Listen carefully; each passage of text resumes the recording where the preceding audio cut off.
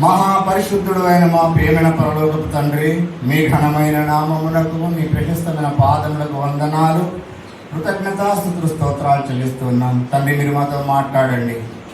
మీరు మాట్లాడితే మేము బ్రతకగలము ప్రభా. మీరు మాతో మాట్లాడమని విజ్ఞాపనిస్తూ ఉన్నాం. మీరు మాతో మాట్లాడండి యేసయ్య, మీరు మాతో మాట్లాడండి తండ్రి, మాతో మాట్లాడండి. నాతో నీవు మాట్లాడినచో నే బ్రతికేదను ప్రభో. నాతో నీవు మాట్లాడినచో నే బ్రతికేదను ప్రభో. నా ప్రియుడా, నా హితుడా, నా ప్రాణనాథుడా, నా రక్షకా, నాతో నీవు మాట్లాడినచో నే బ్రతికేదను ప్రభో. నాతో నీవు మాట్లాడినచో నే బ్రతికేదను ప్రభో. పరిశుద్ధాత్మదేవ, మీరు నాలో ఉండి మాట్లాడండి. మీరు నాకు సహాయం చేయండి. మీకే మహిమ కలుగును గాక.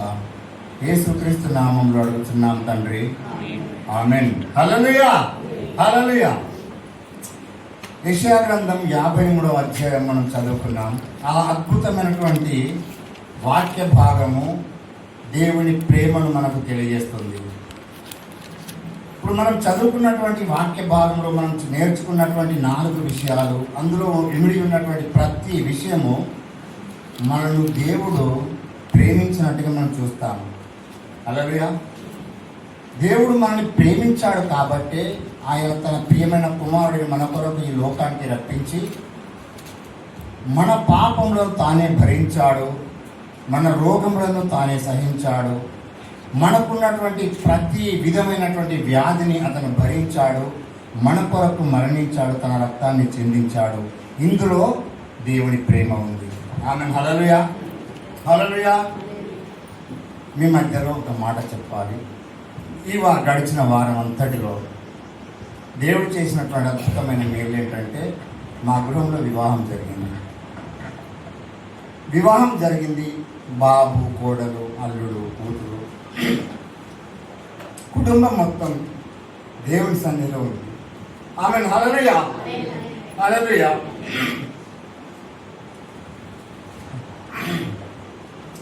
దేవుడు ఈ వారం రోజులుగా నాకు ఈ గృహంలో పని ఉండడం ద్వారా జరిగినటువంటి సంఘటన ఏంటంటే, కొంచెం బైబిల్ చదవడం తగ్గింది. ఈరోజు నాది మెసేజ్ అని చెప్పి నాకు తెలుసు, కానీ ఈ వారం రోజుల్లో అసలు నాకు సమయం లేక నేను రోజు ఖచ్చితంగా బైబిల్ చదువుతాను. ప్రార్థన, కుటుంబ ప్రార్థన అన్నీ ఉంటాయి. ఈ ఈ ఈ పరిస్థితుల్లో నేను బైబిల్ చదవలేదు వారం రోజులుగా. నిన్న నేను దేవుని దగ్గర కూర్చుండి ఎంత ప్రయత్నం చేసి నాకు లేఖనాలు ఇస్తలేడు దేవుడు. చాలా బాగా చేసింది. నేను ఇంట్లో శారదతో కూడా అన్నాను, ఇవ్వాల మారని కూడా అన్నాను. అసలు నాకు నేను దేవుని అడిగిన తర్వాత నాకు ఎంతగానో అద్భుతమైన వాక్యం నాకు దేవుడు బయలుపరిచాడు. దేవుని కృప ఉంది ఆ విధంగా. కానీ నిన్న మొన్న ఇవాళ మార్నింగ్ వరకు నాకు ఏం వాక్యం చెప్పాలో కూడా నా మనసు కుదుటపడడం లేదు. నేను బాగా ట్రై చేస్తున్నా. నైట్లో 4 గంటలు వేసి ప్రార్థన చేసి వాక్యం చదివి ఎంత ప్రయత్నం చేసిన, ఏంటి ప్రభువా, మీరిచ్చిందే మేము ఈ వివాహము, మీరే జరిగిస్తున్నారు, అద్భుతంగా జరిగించారు. అందులో కొంచెం నేను టైంకి కేటాయించక మేము ప్రార్థన చేసుకుంటున్నాం, కానీ బైబిల్ చదవలేకపోయినాం అని మార్నింగ్ అంతా పొద్దున లేచిన తర్వాత దేవుడు ఒక అద్భుతమైన వాక్యం భాగం ఇచ్చున్నాను. ఇప్పుడు మనం 53వ యెషయా భాగం చదువుతుంటే కూడా నాకు అదే, ఇప్పుడు మీరు ఆరాధన చేస్తుంటే కూడా అదే. ఏంటంటే ఆరాధన చేస్తుంటే మీరు ఏం ఆరాధన చేశారు? వాక్యంలో కూడా ఏంటంటే దేవుడు మనల్ని ప్రేమిస్తున్నాడు. మీ ప్రేమ ద్వారా మేము రక్షించబడ్డాం, మమ్మల్ని మీరు రక్షించారు, మీ రక్తంలో కడగారు, మేము మీ సన్నిధిలో ఆరాధించడానికి వచ్చాము. ఇవన్నీ ఆరాధనలు చేస్తుంటే కూడా దేవుడు మనల్ని ప్రేమించి, సంఘాన్ని ప్రేమించి, ఈ విధంగా తన రక్తంలో కడుక్కొని అందరినీ సమకూర్చుకొని, ఈ విధంగా తన పునరుద్ధానం మన దినంలో మనందరినీ ఒక చోట చేరి మనం ఆరాధిస్తున్నాము అంటే దేవుని ప్రేమ. ఆమె హల్లెలూయా. అయితే ఇక్కడే ఉంది ఏంటంటే, దేవుడు మనల్ని ప్రేమిస్తూ ఉన్నాడు. ఇప్పటికి కూడా మనల్ని దేవుడు ప్రేమిస్తూ ఉన్నాడు. కానీ మనం ప్రేమిస్తూ ఉన్నామా? దేవుణ్ణి మనం ప్రేమిస్తూ ఉన్నామా అనేది ఒక ప్రశ్న. దేవుణ్ణి మనము ప్రేమిస్తూ ఉన్నామా లేదా? దేవుణ్ణి ప్రేమిస్తూ ఉన్నాము అనుకుంటే మనం నరకాన్ని తప్పించుకున్నట్టే లెక్క. దేవుణ్ణి ప్రేమిస్తూ ఉన్నాము అంటే మనం పరలోకాన్ని స్వతంత్రించుకున్నట్టే లెక్క. మన అంశము ఏంటంటే, ప్రభువును ప్రేమించాలి, నరకాన్ని తప్పించుకోవాలి, పరలోకాన్ని స్వతంత్రించుకోవాలి. ఆమె హల్లెలూయా. ప్రభువును ప్రేమించాలి, చెప్పండి. ప్రభువును ప్రేమించాలి, నరకాన్ని తప్పించుకోవాలి, పరలోకాన్ని స్వతంత్రించుకోవాలి. ఈ రెండు, నరకాన్ని తప్పించబడాలి అన్నా, పరలోకాన్ని స్వతంత్రించుకోవాలి అన్నా, ముందు మనం చేయాల్సింది ఏంటంటే దేవుణ్ణి ప్రేమించడం. మనము ముందు దేవుణ్ణి ప్రేమించలేదు, కానీ దేవుడే మనల్ని ముందు ప్రేమించి తన కుమారుని పంపించి మనల్ని పాపంలో నుండి విడిపించి మనల్ని విమోచించి తన పరలోక రాజ్యానికి వారసులుగా మనల్ని చేశాడు. ఆమె హల్లెలూయా. పరలోక రాజ్యానికి వారసులుగా చేసిన తర్వాత మనము ఇప్పుడున్నటువంటి పరిస్థితుల్లో దేవుణ్ణి మనము ప్రేమిస్తూ ఉన్నామా లేదా? దేవుణ్ణి హృదయపూర్వకంగా హృదయం మీద చేతులు వేసుకొని ఒకసారి చెప్పాలి, దేవుణ్ణి ప్రేమిస్తున్నామా లేదా? చేతులు లేకుండా ఒకసారి ప్రేమించేవారు ఎవరు? అందరూ ప్రేమిస్తున్నాం కదా. Okay, done. హల్లెలూయా. మన దగ్గర, మన గృహాల యొక్క, మన కాలనీలో రాజేశ్వరక్కతోనో, రమణమ్మతోనో, లేకుంటే తమ్ముతోనో, విజయ్తోనో, రత్నాకరణతోనో, నాతోనో అతి భయంకరమైన గొడవ పెట్టిండు ఒక వ్యక్తి వచ్చి. మా ఏరియాకి ఒకతను వచ్చి, అతను ఒక కత్తి పట్టుకొని వచ్చి ఆ రోడ్ అంతా వెంబడి తిరుక్కుంటూ ఇష్టంలో తిరుగుతాడు, వెళ్ళిపోయిండు. ఆ వ్యక్తి క్రైస్తవుడే. ఆ వ్యక్తి మీద పోయి పోలీస్ స్టేషన్లో కేసు పెట్టాడు. ఆ వ్యక్తి క్రైస్తవుడు అయినందుకు అవమానించాడు. ఓకే, ఇప్పుడు ఆ వ్యక్తి అతన్ని ప్రేమిస్తాడా, ప్రేమించలేడా? ఇప్పుడు నా దగ్గరికి మిమ్మల్ని ఎవరిని ఏమన్నా అనుకుంటారేమో, తమ్ముడిని అందా నేను కాదు. నీ దగ్గర ఒక వ్యక్తి వచ్చిండు, నేను బాగా గొడవ పెట్టిండు, నీతో అసలు అతనికి ఏమాత్రం సమాధానమే లేదు. నువ్వు అతన్ని మనస్ఫూర్తిగా ప్రేమిస్తావో, ప్రేమించావు? ప్రేమించలేం కదా. యథార్థంగా ఒప్పుకోవాలి, మనం యథార్థంగా ఒప్పుకోవాలి. ప్రేమిస్తామా, ప్రేమించము? చెప్పాలి. ప్రేమించాం కదా. హల్లెలూయా, హల్లెలూయా. కొరింథీయులకు మొదటి రాసిన మొదటి పత్రిక, కొరింథీయులకు రాసిన మొదటి పత్రిక 16వ అధ్యాయము 22వ వచనం. ఎవడైనను ప్రభువును ప్రేమింపకుంటే వాడు శపింపబడును గాక. ప్రభువు వచ్చుచున్నాడు. ప్రభువు వచ్చుతున్నాడు.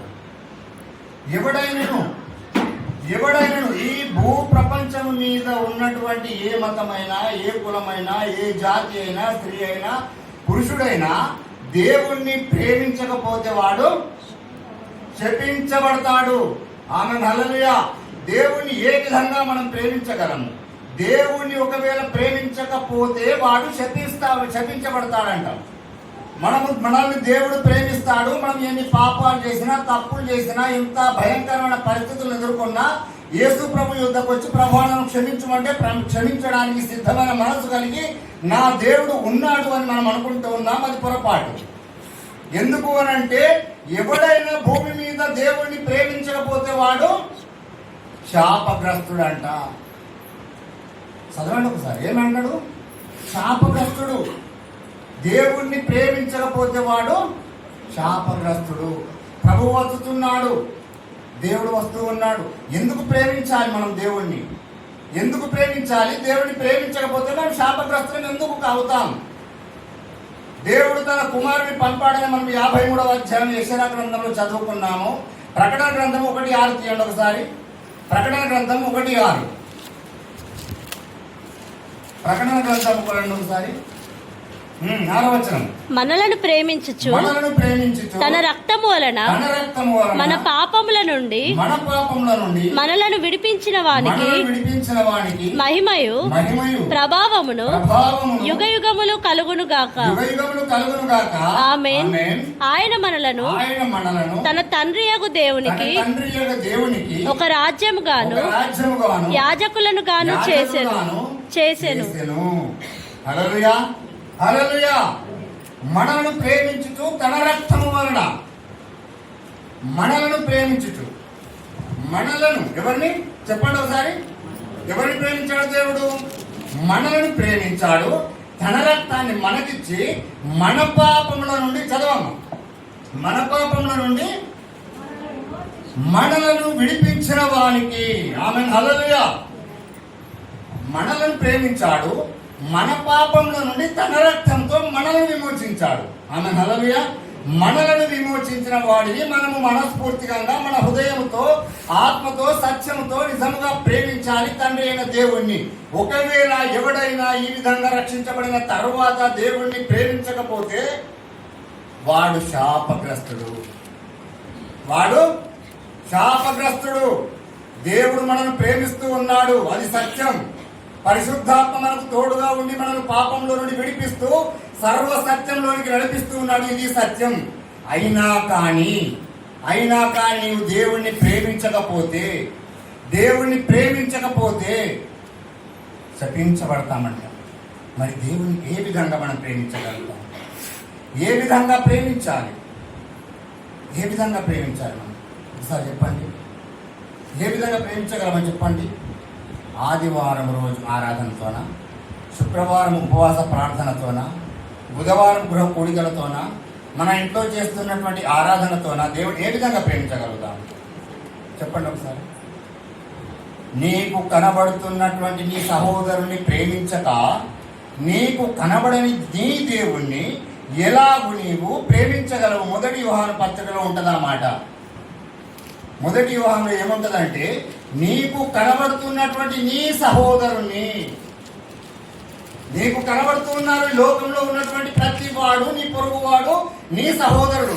నీ తల్లి గర్భంలో పుట్టినవాడు నీ సహోదరుడే కావచ్చు, కానీ నీ ఆత్మీయంగా నీ రక్తంలో కడిగినటువంటి యేసు ప్రభు రక్తంలో కడిగినటువంటి నీ బిడ్డలుగా నీ సహోదరుడు ఎవరు అంటే ఈ లోకంలో ఉన్నటువంటి ప్రతి వ్యక్తి నీ సహోదరుడే. నీ సహోదరుడు ఈ లోకంలో తప్పులు చేస్తూ ఉన్నారు. అపవాదిగాడు వారిని తప్పు చేపిస్తూ ఉన్నాడు. నీతోనే అపవాదిగాడు వారిని ద్వేషింపజేస్తూ ఉన్నాడు. ద్వేషింపజేయడం ద్వారా కలిగే మనకు నష్టం ఏంటంటే మనం శపించబడతాము. ఇది దృష్టిలో పెట్టుకోవాలి. ఎవరైనా ప్రభువును ప్రేమించకపోతే వాడు శాపగ్రస్తుడు. ఈ లోకంలో ఉన్నటువంటి నీ సహోదరుని నీవు ప్రేమించకుండా కనబడని దేవుని నీవు ఏ విధంగా ప్రేమించగలవు సంఘమా అని ప్రశ్నిస్తూ ఉన్నాడు పౌలు గారు, పేతురు గారు.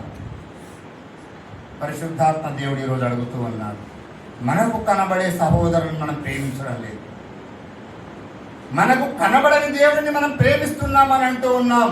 దేవుడు అంటూ ఉన్నాడు, ఈ లోకంలో ఉన్నటువంటి ప్రతి వారికి ప్రభువు ఆయనే మనలందరూ నిర్మించాడు. ఆయన స్వహస్తములతో మనం నిర్మించి తన జీవవాయువు మనలో ఊది మనల్ని జీవింపజేశాడు. ఈ లోకంలో ఉన్నటువంటి వారందరూ మన బిడ్డలే, మన తమ్ములే, మన సహోదరులే. వారిని మనం ప్రేమించడం లేదు, కానీ మనం ఆరాధన చేస్తాము, మనం ప్రార్థన చేస్తాము, మనం దేవుని ప్రేమిస్తున్నాం అనుకుంటూ ఉన్నాం. పరలోక రాజ్యము స్వతంత్రించుకోవాలి అంటే అంత ఈజీ కాదు, అది నేర్చుకోవాలి ఖచ్చితంగా. పరలోక రాజ్యము అంత ఈజీగా మనకు దొరకదు. యేసు ప్రభు రక్తంలో కడగబడిన తర్వాత మనము పరిశుద్ధులుగా అవుతాము. యేసు ప్రభు రక్తాన్ని స్వీకరించడం ద్వారా మనము జీవగ్రంథంలో మన పేరు రాయబడి ఉంటుంది. కానీ ఈ లోకంలో మనం చేస్తున్న జీవన విధానాన్ని బట్టి మనకు పరలోక రాజ్యము స్వతంత్రించుకోగలుగుతామా లేదా అనేది దేవుణ్ణి ప్రేమించడంలో ఉంటుంది. హల్లెలూయా, హల్లెలూయా. మనం ఎందరిని మనం ప్రేమిస్తూ ఉన్నాం? నిజమైన ప్రేమ. ఇప్పుడు మనం ఒకసారి ఆలోచించాలి. మనము శపించబడే రీతిలో కనుక ఉన్నామా? ప్రేమ ఒక మాట చదువుకుందాం. ఏ మాట చదువుకుందామంటే, ఈ మాట నాకు ఇప్పుడే గుర్తొచ్చింది. పరమగీతంలోకి రండి ఒకసారి. 11 గంటలకి నాకు 10 నిమిషాలే ఉన్నాయి కదా, నాకు మినిమం గంట కావాలి, కానీ 10 నిమిషాలు ముగించుకుందాం. పరమగీతం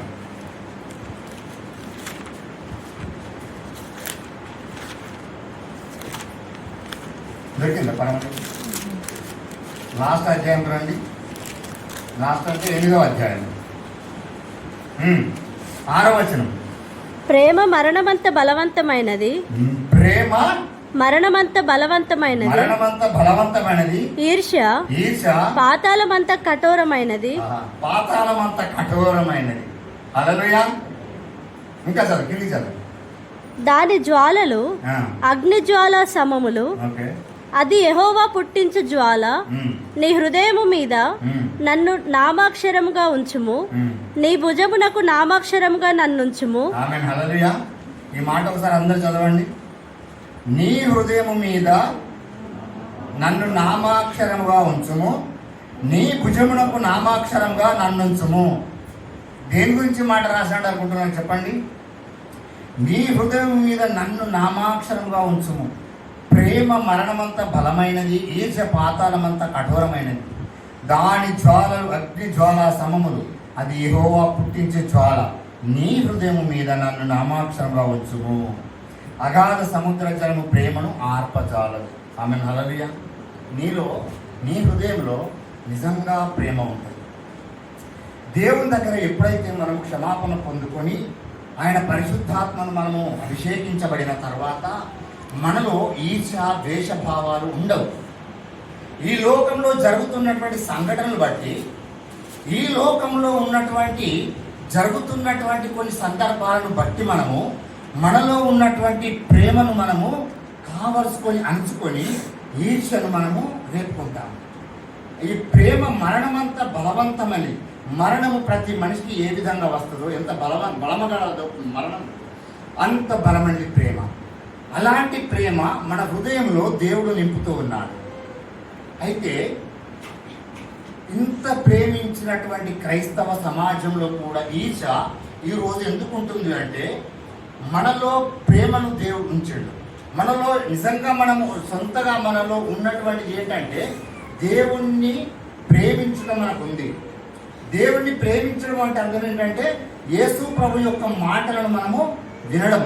ఎవరైతే యేసు ప్రభు మాటలను విని ఆ విధంగా జీవిస్తామో, ఏ విధంగా యేసు ప్రభు చెప్తూ ఉంటాడు కొండవీటి ప్రసంగంలో, నీవు నీ శత్రువులను కూడా ప్రేమించాలి. నీవు నీ తండ్రికి కుమారుడుగా ఉండాలి అని అంటే నీ శత్రువులను కూడా ప్రేమించాలి. నీవు కుమార్తెగా ఉండాలంటే నీ దేవుడైనటువంటి యెహోవా మాట విని ఆ విధంగా నీవు నడుచుకోవాలి. యేసు ప్రభుల వారు ఎక్కడ కొండవీటి ప్రసంగంలో చెప్తాడు. ఆ మాట ఏంటంటే, ప్రసంగిలో రాసిన మాట, ప్రేమ మరణమంత బలవంతమైనది, ఈర్ష్య పాతాళమంతా కఠోరమైనది. ఆ ఈర్ష్య నీలోనికి రాకుండా, పాతాళమంతా కఠోరమైనది అంటే పాతాళంలోనికి వెళ్ళిన తర్వాత ఏ వ్యక్తి కూడా మళ్ళీ రావడానికి వీలు లేదు. ఆ పాతాళంలోనికి వెళ్ళడానికి ఉపయోగపడేది ఏంటంటే ఈర్ష్య. ఎప్పుడైతే నువ్వు పరలోక రాజ్యం చేరుకుంటావో అది నీకు తోడుగా ఉండేది ప్రేమ. మనిషి జీవితాన్ని రెండుగా మార్చగలిగేటువంటి రెండు వాక్యాలు ఏంటంటే, ఒకటి ప్రేమ, రెండోది ఈర్ష్య. గట్టిగా చెప్పండి, రెండోది ఏంటి? ఈర్ష్య. ఆ ఈర్ష్య అనేది దేవుడు మనలో ఉండకుండా చేయడానికే యెషయా భక్తుడి ద్వారా 53వ అధ్యాయంలో రాపించి పెట్టాడు. మనలో ఉన్నటువంటి వ్యసనములన్నీ ఆయనే భరించాడు. మనలో ఉన్నటువంటి రోగమంతా తానే భరించాడు. అయితే అలా భరించిన తర్వాత కూడా మనలో ఈర్ష్య ఏమైనా ఉంటదేమో అని దేవుడు ఏం చెబుతున్నాడంటే, నీ హృదయము మీద నామాక్షరముగా, నా మాట చదువు, మీద, నీ హృదయము మీద నన్ను నామాక్షరముగా ఉంచుకు. ఎక్కడ? హృదయము మీద. హృదయము మీద ప్రేమ అనేటువంటి అక్షరాన్ని నీ హృదయంలో ఉంచు. అలాగే ఉంచుకో. ఎందుకు అని అంటే, ఈర్ష్య దానిలో ఉండకూడదు. హృదయం మీద కనుక ఒకవేళ ఈర్ష్య ఉంటే నీ మార్గము ఎక్కడికి? పరలోకం స్వతంత్రించుకోలేము. కాబట్టి మన మార్గం వేరే ఉంటుంది. ఆ మార్గము మనకు రాకూడదు అని అనుకుంటే ఆ ఈర్ష్య అనేటువంటి వర్డ్, ఆ ఈర్ష్య అనేటువంటి పదము మన హృదయంలో ఉండకుండా ప్రేమ అనేటువంటి ఆ నామాక్షరాన్ని మన హృదయం మీద రాసుకోవాలి. Amen hallelujah. నీ హృదయం మీద కనుక నామాక్షరముగా ప్రేమ అనే అక్షరం కనుక నీ హృదయంలో కనుక ఉంటే ఈర్ష్య అనేది నీ దరిదాపుల్లోకి రాదు. నిన్ను ఎవరు ఎంతగా ప్రేరేపించినా, ఎవరు ఎంతగా బాధించినా, హింసించినా, నీ హృదయం మీద కనుక ప్రేమ అనే అక్షరం లిఖితమై ఉంటే ఈర్ష్య నీ దరిదాపుల్లోకి రాదు. Amen hallelujah. ఈ రోజు చూస్తే క్రైస్తవ సమాజంలో సగం మందుల కంటే పైగా ఏముంటుందంటే ఈర్ష్యనే ఉంటుంది. ఆ ఈర్ష్య ద్వారా మనము దేవుడిని ప్రేమించలేము. ఆ ఈర్ష్య ద్వారా మనం దేవుడి చేత శపించబడతాం. శపించబడితే మన మార్గం పరలోకాన్ని స్వతంత్రించుకోలేము. హల్లెలూయా, హల్లెలూయా. అర్థమైందా? అర్థమైంది అసలు మాటలు? ముఖ్యంగా బైబిల్ చెప్పే మాటలు ప్రేమ. అంతే, ప్రేమ. ప్రేమ ప్రేమను వెంటాడుము అని ఉంటుంది. మొదటి కొరింథీ రాసిన 13వ అధ్యాయము ఒకసారి చదవండి. ప్రేమను వెంటాడుడి. 13వ అధ్యాయం కొరింథీలో పత్రిక. ప్రేమ లేని వాడైతే 14వ అధ్యాయం. ప్రేమ కలిగి ఉండుటకు ప్రయాసపడుడి అంటాడు దేవుడు. ఆమె హల్లెలూయా. ప్రయాసం అంటే ఏంటి చెప్పండి? ప్రయాసం అంటే ప్రయాసం అంటే చెప్పండి అన్నాడు. వెంటాడు కాదు, ప్రయాసం అంటే అర్థం ఏంటి? ప్రేమను వెంటాడడానికి శ్రమ పడాలి. శ్రమ పడమని పౌలు గారు చెప్తున్నాడు. ఎందుకో తెలుసా? ప్రేమ అంత ఈజీగా మన హృదయం మీద నాటబడదు. ప్రేమను మన హృదయం మీద అంత ఈజీగా పరమగీతంలో భక్తుడు సొలొమోను రాసినట్టు మన హృదయం మీద రాసుకోలేము ప్రేమను. అందుకు దాన్ని ఏమన్నాడు? 14 ప్రేమ కలిగినకు ప్రయాసపడుడి. Amen hallelujah. దీన్ని ఫుట్ నోట్లో చూడండి. మొదటి మాట రాసినది ప్రేమను వెంటాడుడి. ఏ విధంగా వెంటాడగలం చెప్పండి? ఏ విధంగా వెంటాడగలం? హల్లెలూయా. యోహాను రాసినటువంటి మొదటి పత్రిక రండి ఒకసారి. యోహాను మొదటి పత్రిక.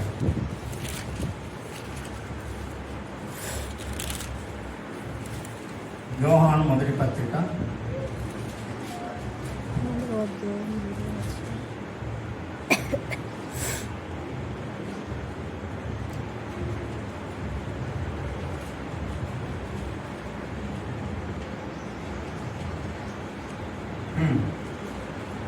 1వ అధ్యాయం 2వ అధ్యాయం 2వ వచనం.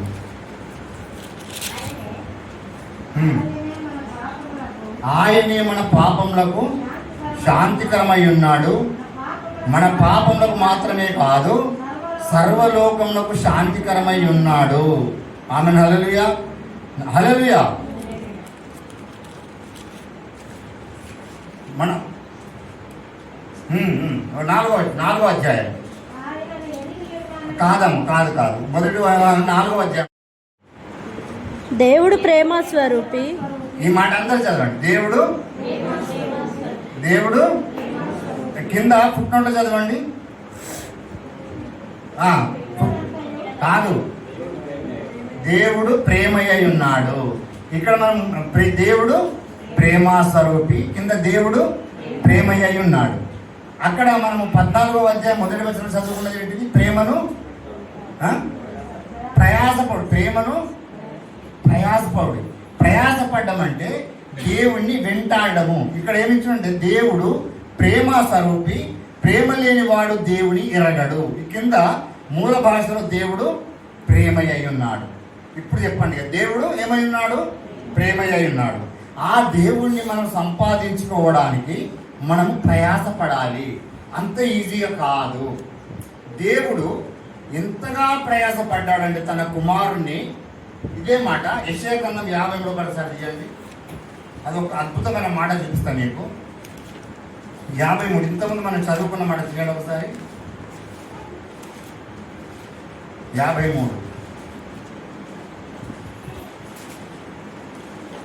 53లా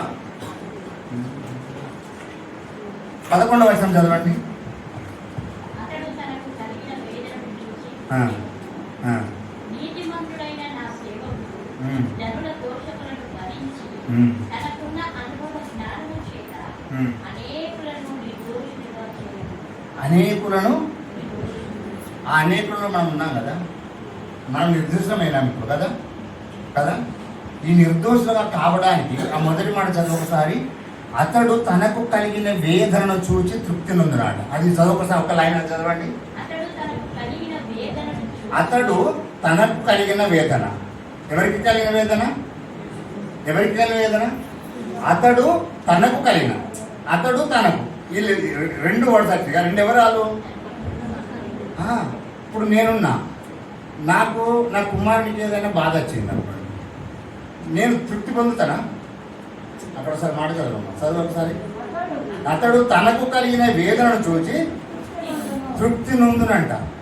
అంటే దేవుడు చూడు ఎంతగా మనం ప్రేమిస్తున్నాడో, తన కుమారుని ఈ లోకానికి పంపించి సిలువ వేస్తుంటే, ఇప్పుడు మనం శ్రమల దినాల్లో ఉన్నాం కదా. నేను శ్రమల దినాలంటే ఒప్పుకోను. ఎందుకో తెలుసా? మనకు రక్షణ వచ్చింది, దాని ద్వారా మనం విమోచించబడ్డాము, మన పరలోక రాజ్యానికి మనం స్వతంత్రమయ్యాము. పెళ్ళిళ్ళు చేయొద్దంటారు, లేకుంటే ఏదో అంటారు, అవి ఏం అర్థం అనిపిస్తుంది. నా సొంత విషయం అది, మిమ్మల్ని గురించి అంటలేదు నేను. ఎందుకనంటే అతడు తనకు కలిగిన వేదన చూసి తృప్తి పొందాడు. ఎందుకంటే యేసు ప్రభు ఎంతగా యేసు ప్రభును తండ్రి అయిన దేవుడు ప్రేమించాడో, యేసు ప్రభును ప్రేమించినంతగా నిన్ను నన్ను ప్రేమించాడు దేవుడు. యేసు ప్రభును ఒక రకంగా, మనల్ని ఒక రకంగా ప్రేమించలేదు. యేసు ప్రభులో పరిశుద్ధత ఉంది, యేసు ప్రభులో పాపం లేదు, మనలో పాపం ఉంది. మనలో ఉన్నటువంటి పాపాన్ని తొలగించడానికి సంవత్సరానికి ఒకసారి బలులు అర్పించే కోడెల ద్వారా, ఎద్దుల ద్వారా, గువ్వల ద్వారా మన పితరులు చేసినటువంటి ఆ బలి అర్పణ ద్వారా పాపము పోలేదు సరికదా. ధర్మశాస్త్రం వాళ్ళు వెంబడించక పాపంలో పడిపోయారు.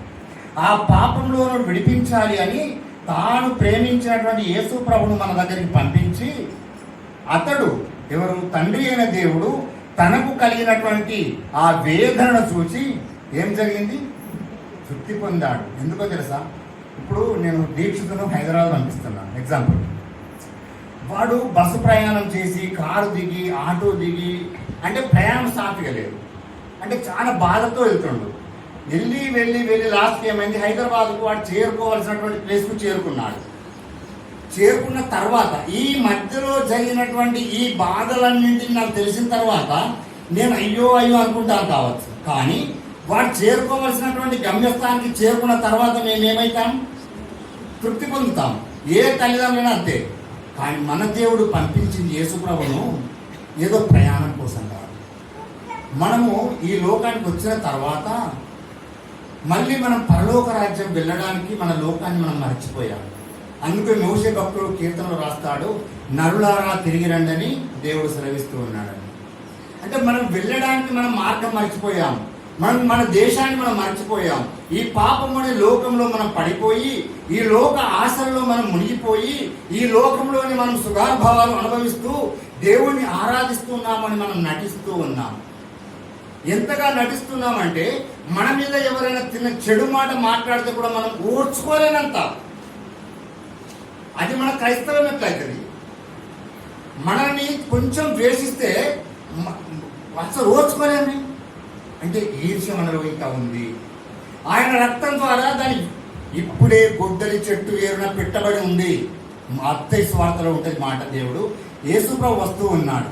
ఎప్పుడు వస్తున్నాడో తెలియదు, కానీ గొడ్డలి మాత్రం చెట్టు వేరున పెట్టబడి ఉంది. చదివిన మాట మీరు, అందుకే బైబుల్ బాగా చదవాలి. మత్తయి సువార్తలో ఆ మాట ఉంటుంది, చెట్టు వేరున గొడ్డలి పెట్టబడి ఉంది. అంటే యేసుప్రభు వచ్చిన సమయంలో కూడా నువ్వు ఈర్ష్యతోనో ద్వేషంతోనో నీ హృదయంలో ప్రేమ అనే అక్షరంతో నామాక్షరంగా లిఖించబడి లేకపోతే ఆ ప్లేస్లో ఏముంటుంది? ఈర్ష్య ఉంటుంది కదా. ఏముంటుంది మరి? మనము ఇన్ని సంవత్సరాల క్రైస్తవ జీవితంలో ఉన్నా కానీ మనలో ఈర్ష్య ఇంకా పోలేదు. ఇది దేవునికి మహిమ కాదు, దేవునికి మహిమ అసలే కాదు. ఎందుకో తెలుసా? మనము దేవుణ్ణి, మన పితరులే, మన యూదా మతవాస్తులే, మన సహోదరులే అతను సిలువనేసి, అతని పొడిచి, అతని ఉమ్మి వేసి, గాయపరచి ఉంటే కూడా తండ్రి వీరేం చేస్తున్నారో వీరికి తెలియదు, వీరిని క్షమించు కదా. అంటే క్షమాగుణం ఎప్పుడైతే మనలో ఉండదో ఈర్ష్య అనేది మనలో వస్తుంది. ఒక గృహంలో నుండి ఒక దయ్యం వెళ్ళిపోయి, అది మామూలు మాట, ప్రసంగిలో అర్థం కాని చెప్పే మాట ఏంటంటే, గృహంలో నుండి ఒక దయ్యం వెళ్ళిపోయిన తర్వాత కొన్ని రోజుల తర్వాత తిరిగి వచ్చి చూస్తే ఆ గృహంలో ఏమున్నాయట, ఒక సైన్యం ఉంది కదా. అంటే ఆ సైన్యం గృహం గురించి రాయబడ్డ యేసుప్రభు మర్మంగా చెప్పిండు. కానీ పరమగీతంలో సొలొమోను రాసిన మాట ఏంటంటే, ప్రేమ అతను బాగా అనుభవించిండు. అనేక మంది భార్యలు, సుఖ సంతోషాలు, కళ్ళు దాగుడు, మందు దాగుడు, చిందులు విందులు, సంతోషించని సమయం అంటూ ఆయన లేదు. చివరకు దేవుని యందు భయభక్తులు కలిగి ఉండుటే మూలము అని తెలుసుకున్నాడు. లాస్ట్ ప్రసంగిలో లాస్ట్ రాస్తాడు కదా, ప్రసంగిలో లాస్ట్ రాస్తాడు. అంత అనుభవించిన తర్వాత రాసినటువంటి మాట అది. కానీ మనకు అనుభవపూర్వకంగా తెలుసుకునే మాటలు ఏంటంటే, అతను అనుభవించి చేసిన మాట, ప్రేమ బిడ్డ మరణమంత బలవంతందయ్యా, అదే ఉంచుకోండి హృదయంలో. దాన్ని నామాక్షరంగా నీ హృదయం మీద రాసుకో. ఒకవేళ ఈర్ష్య కనుక ఉంటుందనుకో, ఆ ఈర్ష్య అనే స్థానంలో ప్రేమను పెట్టుకో. హల్లెలూయా. ఈ విధంగా మన జీవితం ఉండాలి. ఒక మాట చదువుకొని ముగించుకుందాం. యేసు ప్రభు మాట్లాడిన మాట, యోహాను సువార్త 14:23 ఒకసారి చదవండి, మనం ముగించుకుందాం. 14:23. యేసు, ఒకడు నన్ను ప్రేమించిన యెడల వాడు నా మాట గైకొనును. అప్పుడు నా తండ్రి వారిని ప్రేమించును. మేము వారి యొద్దకు వచ్చి వారి యొద్ద నివాసం చేయుదుము. హల్లెలూయా. తండ్రి అయిన దేవుడు మన యొద్ద నివాసం చేయాలంటే ఏం చేయాలంట? ఇప్పుడు ఒకసారి చదువు మళ్ళా. యేసు, ఒకడు నన్ను ప్రేమించిన యెడల వాడు నా మాట గైకొనును. నా మాట గైకొనును. అప్పుడు నా తండ్రి వాణ్ణి ప్రేమించును. ఎప్పుడు యేసు ప్రభు చెప్పినటువంటి మాటలను ఎప్పుడైతే మనము వింటామో, ఆ విధంగా మనం ప్రవర్తిస్తామో, ఆ విధంగా జీవిస్తామో, ప్రేమ అనేది మన హృదయంలో ఉంచుకుంటామో, వారి యొద్దకు తండ్రి ప్రేమించి మేము వారి యొద్దకు వచ్చి మన యొద్ద దేవుడు నివాసం చేయాలి. మన గృహాలలో ఏం నివాసం చేస్తున్నారో మనకు తెలియదు. కానీ మన యొద్దకు తండ్రి అయిన దేవుడు మన గృహంలో మనతో పాటు నివాసం చేయాలి అని అంటే మనం ప్రేమలో బలంగా ఉండాలి, మనలో ప్రేమ ఉండాలి. సరే, కళ్ళు మూసుకుందాం, చిన్న ప్రార్థన చేసుకుందాం. ప్రభువా, మీకు వందనాలు తండ్రి. యేసయ్యా, మీకు స్తోత్రాలయ్యా. నీ ప్రేమ మాపై జీవితకాలం ఉంటుంది, కానీ మా ప్రేమ నీ పైన ఉండడం లేదు. మిమ్మల్ని మేము ప్రేమించడం లేదు తండ్రి. నిజమే ప్రభువా, మేము ప్రేమించడం లేదు. అంతవరకు మేము ప్రేమించాలి. మీరు మమ్మల్ని అంతవరకు ప్రేమించే దేవుడు తండ్రి. మీరు మాకు సహాయం చేయండి. మేము ప్రేమలో ఉండినట్టుగా మీరు కృప చూపండి. మాలో ఈర్ష్య ద్వేషం ఉంటే తొలగించండి. సహాయం చేయండి ప్రభా, సహాయం చేయండి. మీ గాయపరచబడిన హస్తముతో మమ్మల్ని ముట్టండి. మీ గాయపరచబడిన హస్తముతో మా హృదయాలను తాకండి. సహాయం చేయండి అయ్యా. గాయపరచబడిన హస్తము నాకు స్వస్థతనిచ్చినని, రక్షించడానికి యెహోవా హస్తము కురచకాలేదని. గాయపరచబడిన హస్తము నాకు స్వస్థతనిచ్చెనని, రక్షించడానికి యెహోవా హస్తము కురచకాలేదని. నమ్మితినయ్యా నా యేసయ్యా నా రక్షకుండవని, నమ్మితినయ్యా నా యేసయ్యా నా రక్షకుండవని. చూపితివయ్యా నీ ప్రేమ నాపై జీవిత కాలమని. గాయపరచబడిన హస్తము నాకు స్వస్థతనిచ్చెనని, రక్షించడానికి యెహోవా హస్తము కురచకాలేదని. తండ్రి, మీరు మమ్మల్ని రక్షిస్తూ ఉన్నారు. మీ హస్తం కురచకాలేదు తండ్రి. మీరు మమ్మల్ని తాకుతూ ఉన్నారు, ప్రేమిస్తూ ఉన్నారు, నేర్పుతూ ఉన్నారు. మీ వాక్యంలో మేము నిలబడడం సహాయం చేయండి. మా హృదయాల మీద మీ నామాక్షరము లిఖించుకోవడానికి కృప చూపండి. జీవితకాలమెల్ల మిమ్మల్ని స్తుతిస్తూ ఉండడానికి సహాయం చేయండి. యేసయ్య, మీ మాట మన తండ్రి అయిన దేవుడు మరియు ప్రేమైన కుమారుడు మా యొద్ద నివాసం చేసినట్లు మా జీవితాలను సరిచేసి సహాయం చేయమని మీకే వందనాలు, స్తోత్రాలు, స్తుతులు చెల్లిస్తూ యేసుక్రీస్తు నామంలో ప్రార్థిస్తున్నాం తండ్రి.